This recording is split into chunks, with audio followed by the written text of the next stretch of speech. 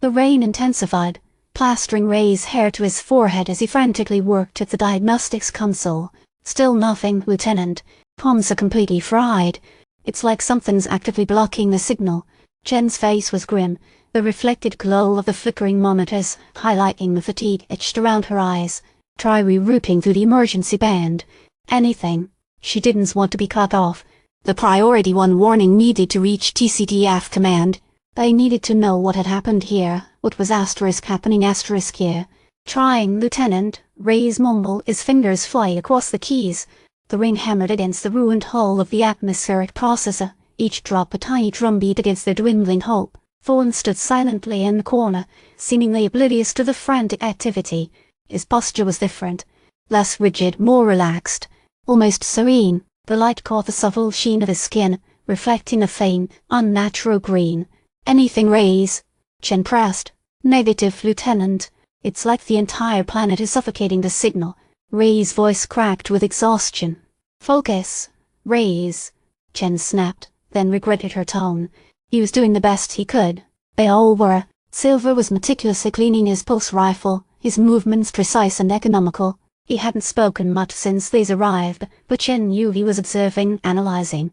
She trusted his judgment. Sergeant Major status report, Chen asked, turning to Thorne. Thorne's head tilted slightly, a slow, deliberate movement that felt wrong.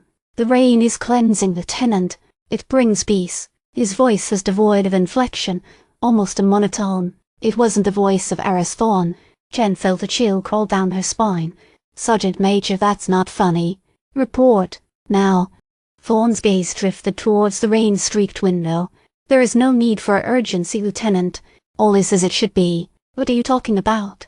Silver asked, his voice low and wary. He stopped cleaning his rifle, and leveled a look at Thorne. Thorne smiled, a slow, unsettling smile that didn't reach his eyes.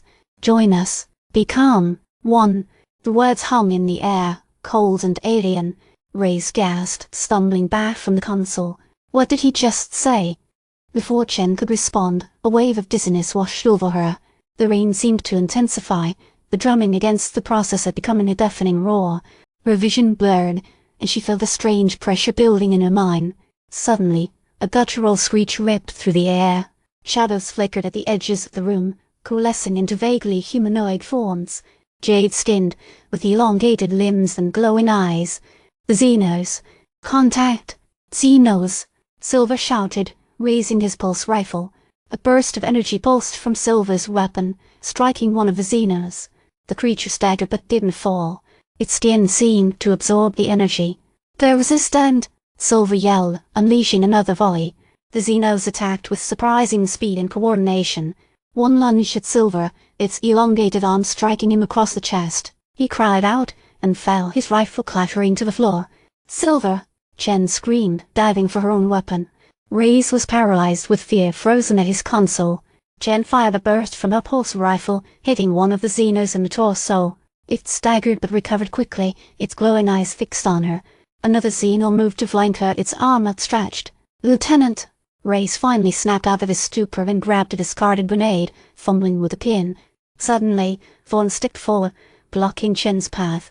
His eyes glowed with the same unnatural green as the xenos. Do not resist, Lieutenant, he said, his voice still devoid of emotion. Embrace the peace. Chen struggled against his grip, but his strength was unnatural. She felt a strange force invading her mind, a feeling of calm and acceptance that was profoundly unsettling. What have you done to him?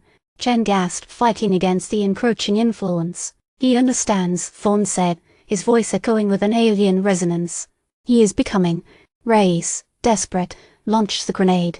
It exploded with a blinding flash and a concussive blast, scattering the xenos and momentarily stunning Thorne. Reyes, move! Chen yelled, shaking off the effects of Thorne's influence. She scrambled to her feet and grabbed a discarded pulse rifle. Reyes dove for the emergency hatch, his face pale with terror. Chen turned to face the remaining xenos, a hand steady on the weapon. But as she raised her rifle, the world dissolved into a swirling vortex of rain and green light. A wave of overwhelming calm washed over her, and she felt herself sinking into a profound sense of peace. She heard a voice, distant and echoing, speaking directly into her mind. Asterisk join. Become. One asterisk then. Everything went back. TCDF Command, Kepler 186F orbit. Admiral Vance stared at the blank screen, her face a mask of frustration.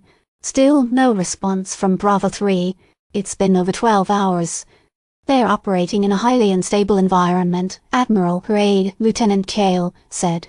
The planet's readings are anomalous. Gravimetric distortions, localized energy fluctuations. It's as if the entire planet is breathing. I'm aware of the situation, Lieutenant, Vance said sharply. I need that warning signal. Those readings could indicate a catastrophic event. We need to evacuate New Eden. We're trying, Admiral, Kale said, his voice strained. But their comms are down. It's like something is actively blocking the signal. Vance slammed her fist on the console. Damn it. What's the status of the rescue team? They're being prepped for launch, Admiral, Kale replied. But we're experiencing significant delays. The planetary shielding is fluctuating wildly, making it difficult to establish a stable launch window. Vance sighed. Very well. Prepare the rescue team for immediate deployment, and Lieutenant informed the fleet. If Bravo 3 doesn't respond within another 6 hours, assume the worst and prepare for planetary quarantine. Reyes scrambled through the emergency hatch, the rain lashing his face. He didn't stop running, not until he reached the relative safety of the dense forest surrounding the atmospheric processor. He risked a glance back. The processor was silent. The rain continued to fall. He didn't see any sign of Bravo 3. He didn't see any sign of Thorne. He didn't see any sign of Chen. He was alone. Suddenly, a voice echoed in his mind, soft and comforting. Asterisk, do not be afraid. We are waiting for you. Asterisk.